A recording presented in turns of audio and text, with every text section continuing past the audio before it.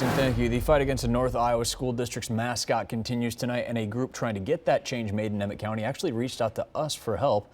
Iowa's News Now investigative reporter Nick El-Haj live in studio tonight with all the details.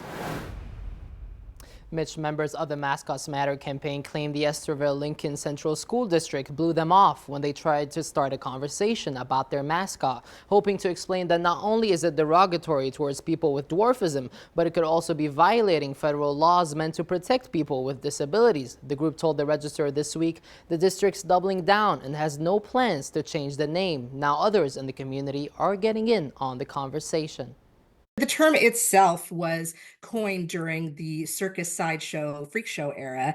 So using that term, of course, harkens back that same imagery that comes to people's minds. As a person with dwarfism, Taylor Foster says he grew up near a school with a similar mascot, and that so-called school spirit gave the community license to make disparaging comments about his disability. Me being 30 minutes away, I was a football manager, and I had to go to that school, and it stunk. I mean, I'm not gonna lie. They said, yeah, there's been comments being made about you, and being linked to that mascot, that I should be their mascot and stuff like that. So now let's move a little person into their community and they have to wear that on their shirt.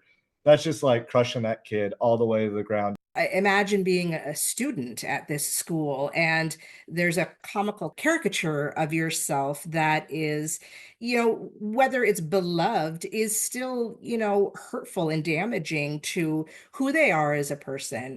A mascot that those directly affected say perpetuates derogatory stereotypes and affects how people with dwarfism are seen and treated in society.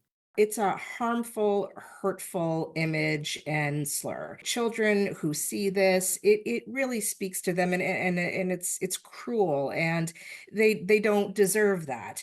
And so people don't see us beyond that imagery, and that's really it's keeping us stuck in that almost like a time warp. We really need to move past these things. Taylor's wife, Maddie, wrote a book to spread awareness about dwarfism. Now she's sharing just how hurtful it is when schools like Estherville double down on using her husband's disability as a rallying cry. I grew up not realizing that the M word is a word that hurts people and dehumanizes them. And honestly, when we hear people say it, it's almost like a stake to your heart. It just hurts on a level that so many people don't seem to understand because they're not directly connected to it. First coined by a newspaper in 1927 in reference to how short that year's football team looked in comparison to their competitors, the district still says they're proud of the name they've been using for nearly a century. But advocates argue the community can still honor its history without clinging to a hurtful slur.